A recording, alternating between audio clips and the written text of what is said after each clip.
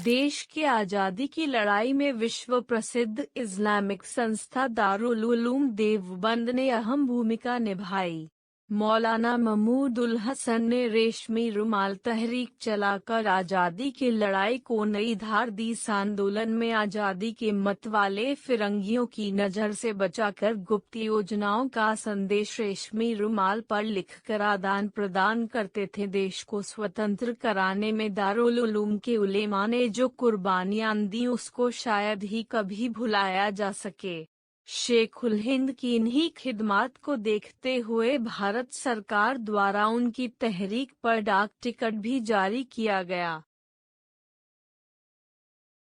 आज़ादी की लड़ाई को नई दिशा व दशा देने वाले मौलाना महमूदुल हसन का जन्म 1851 में देवबंद के एक इल्मी खानदान में हुआ था। वर्ष 1905 में दारुल उलूम की बागडोर संभालने वाले हसन उन स्वतंत्रता सेनानियों में से एक थे जिन्हें उनकी कलम, ज्ञान, आचार व व्यवहार आदि विशेषताओं के बूते शेखुल हिंद भारतीय विद्वान की उपाधि से सम्मानित किया गया। मौलाना शेखुल हिंद ने देश को स्वतंत्र कराने के लिए रेशमी रुमाल आंदोलन चलाया, जो कि भारत को आज़ाद कराने के लिए अंतर्राष्ट्रीय स्तर पर चलाया गया पहला आंदोलन था। इस आंदोलन के तहत फिरंगी शासन को ध्वस्त करने के लिए सभी गुप्त योजनाएं रेशमी रुमाल पर लिखकर भेजी जाती थीं।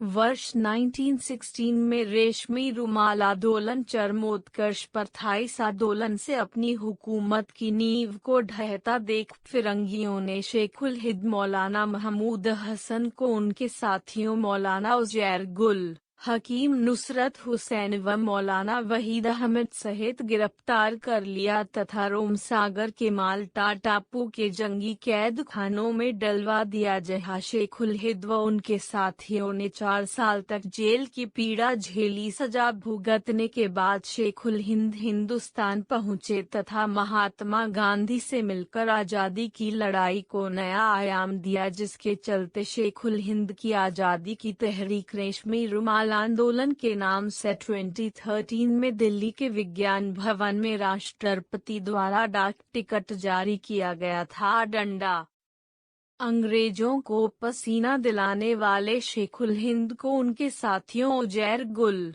हकीम नुसरत हुसैन व मौलाना वाहिद अहमद समेत अंग्रेजों ने मुंबई से गिरफ्तार कर माल्टा की जेल में कैद कर लिया।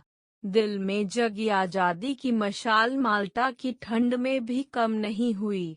लगभग 4 साल की जेल काटने के बाद शेखुल हिंद आज़ाद हुए और तर्क अदालत अंग्रेजी चीजों के बायकाट का फतवा जारी किया। इसी दौरान महात्मा गांधी से मुंबई में मिलकर जंगे आज़ादी की ओर अधिक गति प्रदान करने की रणनीति बनाई गई।